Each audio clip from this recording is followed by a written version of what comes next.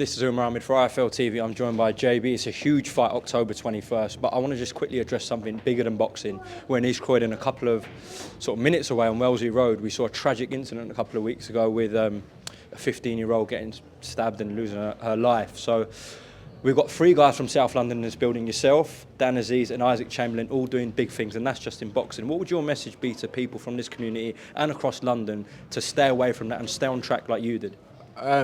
First of all, just my thoughts with the family for sure. It must be a very hard time, and I haven't got the words to say to help or to do anything. Do you know what I mean? But yeah, I think this starts from just being educated in terms of them bringing this awareness of what happens outside of school, what happens on the streets.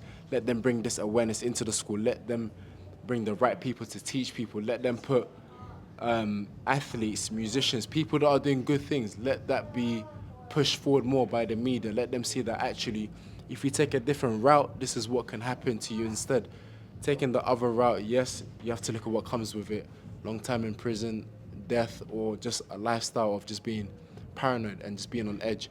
You know, but loads can be done. Back in my time, yes, the knife crime was on an increase, but there was always social clubs that you could go to. There were different types of clubs open. In my case, it was boxing. That took away all the spare time that I had. Because as a teenager, bro, you have a lot of spare times. But for me, boxing was the thing that when I was free, I made sure I was doing boxing. So, you know, the government, the schools, the society, these things have to come back up.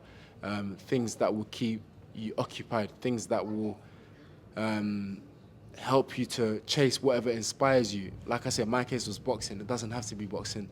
But yeah, overall, man, it was a sad message my mum sent me, because it was my mum that actually sent me the message. I was in camp, in bed, and she sent it to me, and I said, no way. But like I said, thoughts with the family. Very, very sad news, man. Well, you and Dan Azeez can be great role models and inspirations for South London on October 21st. There'll be plenty of people watching on Sky Sports. He just told me he's going to bring war from round one. Do you embrace that, Josh? Yeah, let him bring what he's going to bring from the first round to whenever it is. Of course, I'll go in there with my own strategy, but I'll be there. I'll be there. Won't be taking any steps back, Josh? I might be, I might not be. Yeah, it's easy to talk sitting down on this seat, but when the bell rings, I'll make sure that I'm there. Why did you do camp here, out of interest? Just something different. Things worked out in a way where it was best to stay here.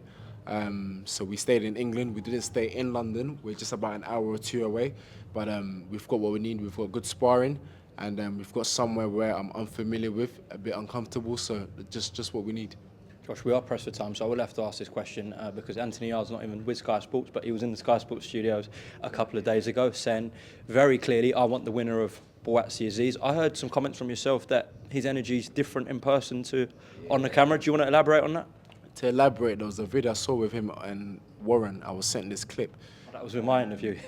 Probably, yeah. And the irony about that is I was with him 3 or so days before. And he wasn't saying, oh, I think you're a mediocre fighter, or I think this and that. He wasn't saying any of that, like the energy that I saw in the interview with you. So I'm saying keep the same energy. You want to move like that, then when you see me, keep it like that. But listen, it's a fight that I hope it happens next year for sure, for definite. But for now, it's Azeez all the way. That's who I'm thinking about. Josh, best of luck on the 21st. Thank you for your time. Appreciate that. Thank you, man. Thank you.